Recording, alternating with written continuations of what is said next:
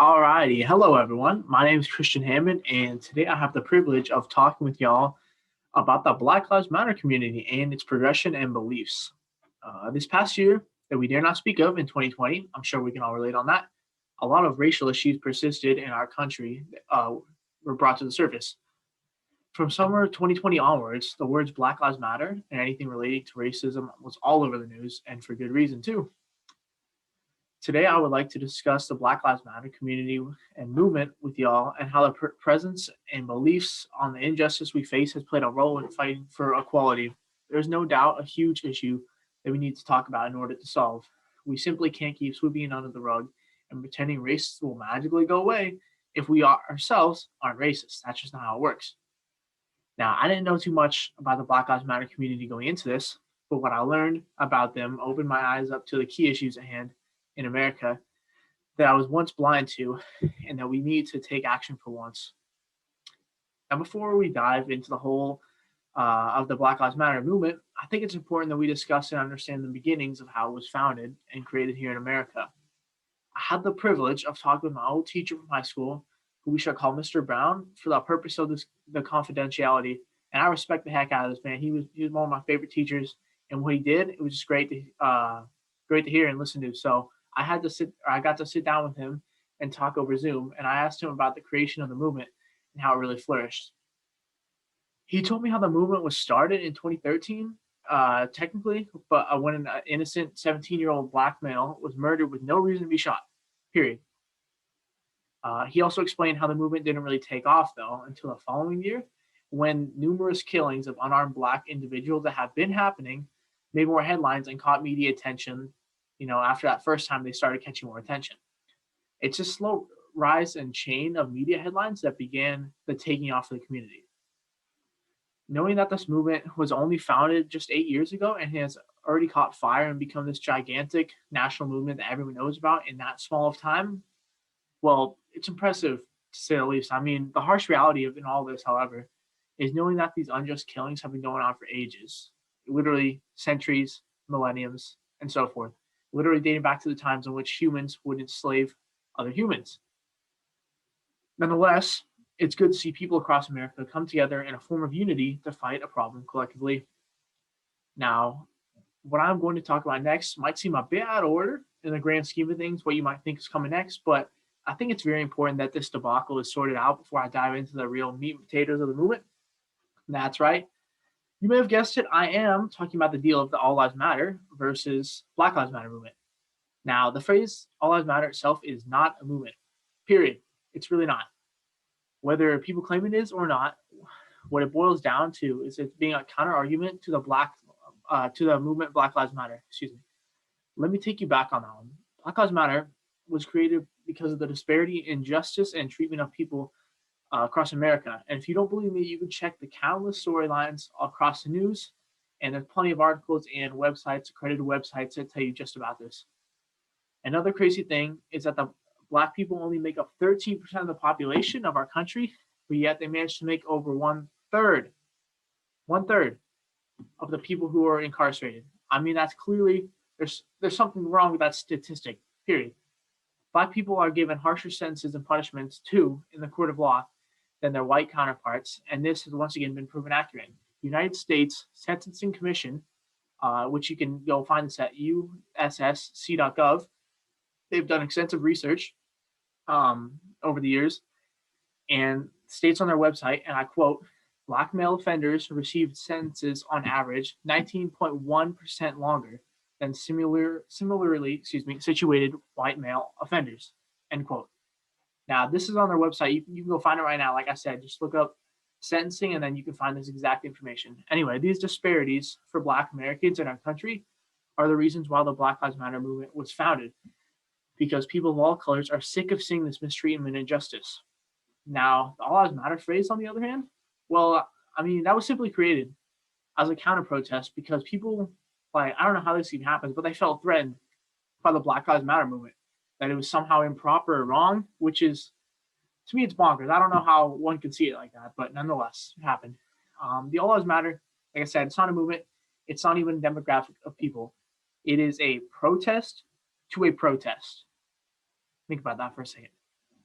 Bernie Sanders put it best back in his 2015 presidential campaign run when he essentially said how can all lives matter if Black lives don't, which, citing the evidence showing the disparities in race, is a totally valid and logical question. You know what else is a totally valid and logical question? What is today's sponsor? Well, with so many to choose from for today's sponsor, they're all offering me and everything like that. It's actually no one, because this is an English assignment, not the Joe Rogan Experience podcast. That being said, I'd like to transition on over to the heart of the movement itself. And what does that all imply and entail? Well, we will soon find out. I scoured the internet through multiple different sources and talked to multiple different people trying to learn all about their beliefs and viewpoints of the Black Lives Matter community and movement. And I managed to come to a few conclusions regarding the matter. I'm gonna get a sip of water real quick. All right, sorry about that. The first of which is a movement is simply a cry for equality on all planes, but not even just for the Black people, for any demographic of people who faces injustice in some form or another, because it's not just Black people, let me tell you that. The whole idea behind the movement is fighting for equal treatment and justice for every single person, regardless of their skin and or any other factor.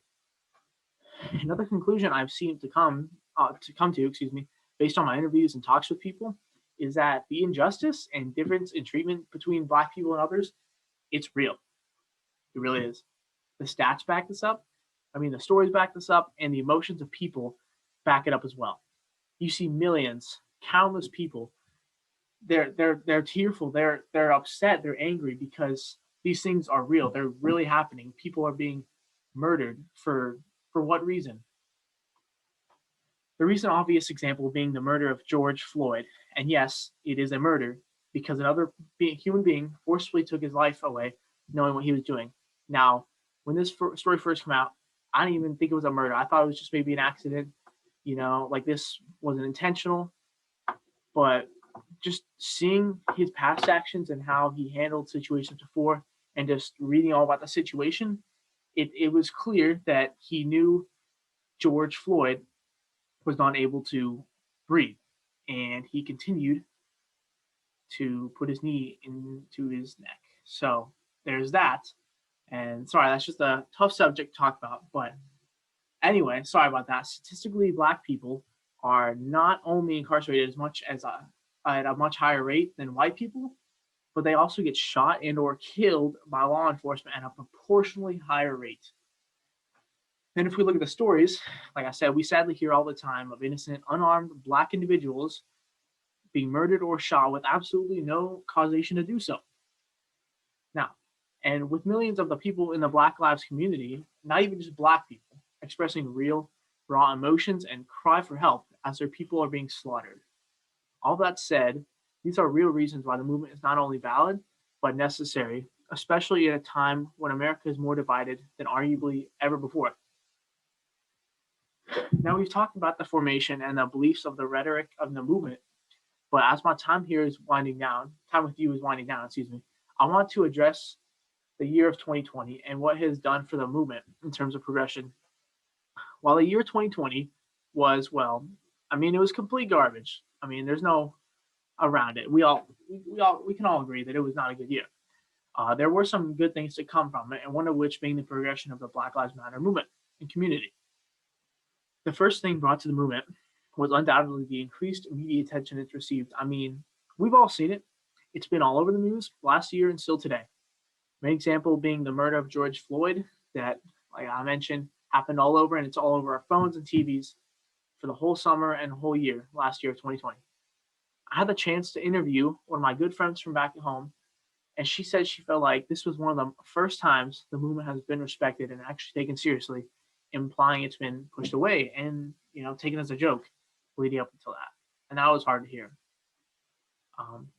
And to quote her, as a member of the BIPOC community, or the BIPOC community, it's encouraging to see the mistreatment of the other colored people finally being understood, end quote.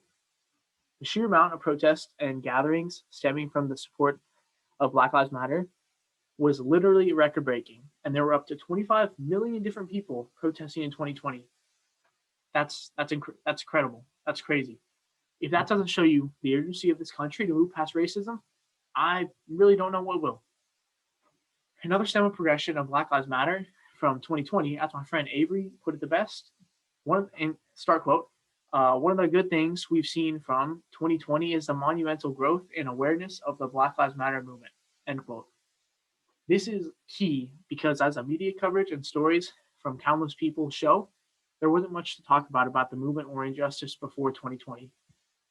It really did create awareness for among more Americans, and opened up eyes to the millions of people who either denied the racism or didn't see it.